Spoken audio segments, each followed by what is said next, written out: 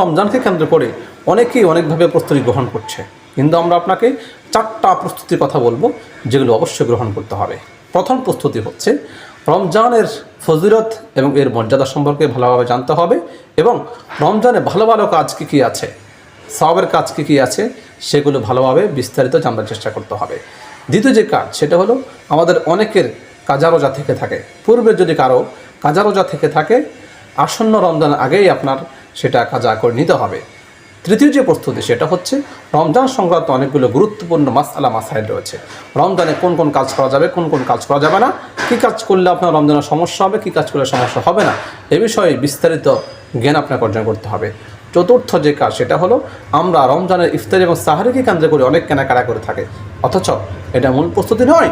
মূল প্রস্তুতি হচ্ছে রমজানকে অর্থবহ করবার জন্য, সুন্দরভাবে কাটাবার জন্য মানসিক এবং শারীরিকভাবে প্রস্তুতি গ্রহণ করা।